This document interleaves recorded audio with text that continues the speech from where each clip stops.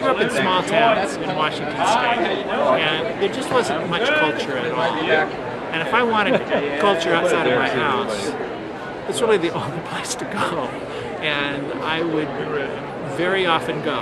In the two small towns I'm from, Moses Lake and Aberdeen.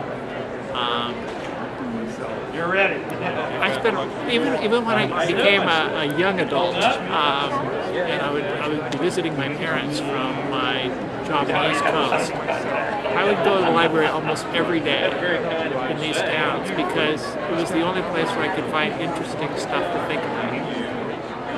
Well, Seattle, I live in Seattle, and the Seattle system is just terrific. You can get virtually any book, and it'll be sent in a couple of days to my local branch, which is Mont Lake, and I pick it up there.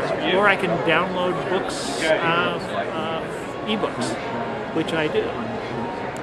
It saves me a lot of money, and the book I just read from my library is Lawrence of Arabia.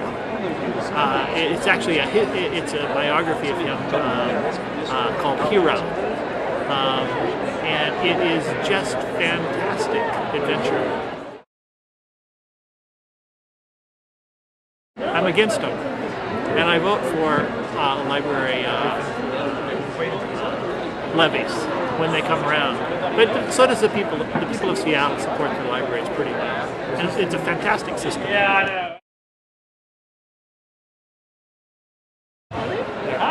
Well, I'm against that. I'm the author of a book about a country, North Korea, that bans all books, basically, except for those that they find that are good for the regime. And people there have been sheltered, curtained off from the rest of the world for half a century. And a good library is something that would, in many ways, destroy that regime. There are a lot of incendiary ideas you can find in libraries. Well, I'm using libraries I'm doing another book about North Korea. And I'm doing a lot of library research as part of it. And I use the University of Washington Library and the Seattle Public Library to get some of the stuff that I need.